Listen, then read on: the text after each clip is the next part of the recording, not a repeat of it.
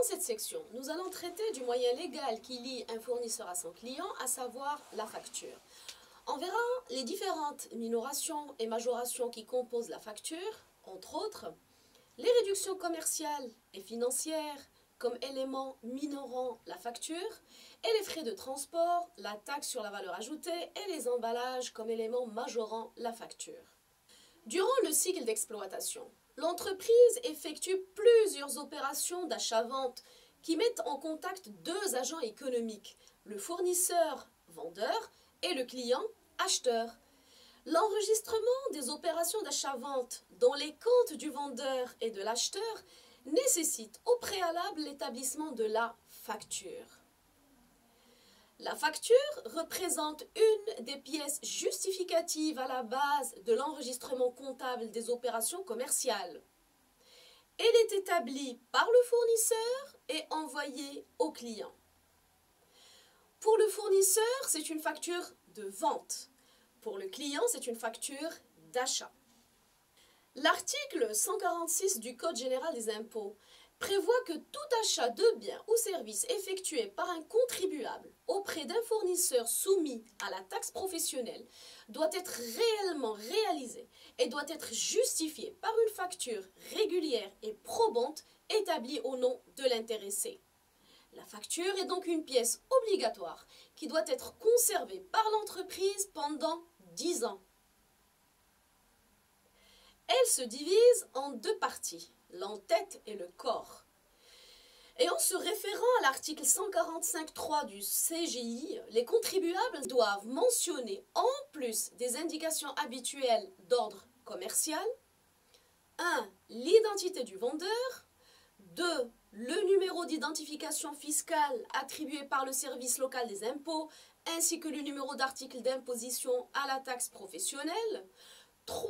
La date de l'opération, 4. Les noms, prénoms ou raisons sociales et adresses des acheteurs ou clients et leur identifiant commun de l'entreprise, 5. Les prix, quantité et nature des marchandises vendues, des travaux exécutés ou des services rendus, 6. D'une manière distincte, le montant de la taxe sur la valeur ajoutée, réclamée en sus du prix ou comprise dans le prix, 7. Les références et le mode de paiement se rapportant à ces factures ou mémoires. 8. Et tout autre renseignement prescrit par les dispositions légales.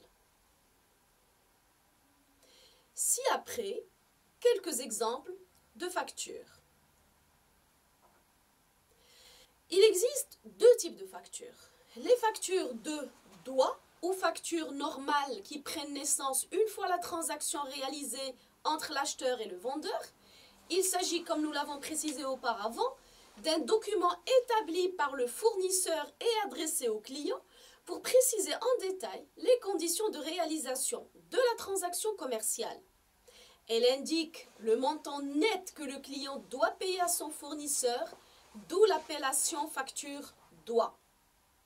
Deuxième type, les factures d'avoir, appelées également notes de crédit, relatives à toute autre opération réalisée après l'établissement et l'envoi de la facture doit et relative à celle-ci. On peut citer par exemple un retour de marchandises, une réduction commerciale ou une réduction financière hors facture doit. À ce propos, nous aurons l'occasion de traiter ces éléments en détail dans les vidéos qui suivront. Avant de traiter de la comptabilisation des opérations d'achat-vente, il va falloir identifier les comptes concernés. Donc, prenons le plan comptable et dirigeons-nous vers la classe 6 pour les achats et la classe 7 pour les ventes. À titre de rappel, les achats sont classés parmi les charges d'exploitation du compte de produits et de charges de l'entreprise. On distingue le poste 611, achat revendu de marchandises, et le poste 612, achat consommé de matières et fournitures. Mais en fait, qu'est-ce qu'on entend par achat revendu et achat consommé? Il s'agit du montant des marchandises ou des matières concernant l'exercice ou l'année N et ayant été effectivement revendues ou consommées pendant cette période. Autrement dit, en début d'année, on commence par utiliser le stock initial, soit à des fins de consommation, soit à des fins de revente. Ensuite, on achète ce qui va être consommé ou revendu pendant toute l'année. Et en fin de période, on met en évidence le stock final, c'est-à-dire la partie non consommée ou non revendue des matières et fournitures ou des marchandises. On obtient alors la formule des achats revendus de marchandises ou consommés de matières et fournitures suivante. Achat moins la variation de stock avec variation de stock est égal stock final moins stock initial. Les ventes représentent un gain pour l'entreprise. Ils sont donc classés parmi les produits et plus spécialement les produits d'exploitation. On les trouve dans les postes 711 vente de marchandises et 712 vente de biens et services produits. Généralement, on distingue différents types de factures en fonction des éléments qui la composent. Il existe des factures simples et des factures assez fournies. Ce schéma reprend toutes les composantes que pourrait englober une facture d'achat-vente. Une facture d'achat-vente pourrait comprendre d'une part des minorations sous forme de réductions commerciales et financières et d'autre part des majorations, à savoir les frais de transport communément appelés port, la taxe sur la valeur ajoutée et les emballages consignés.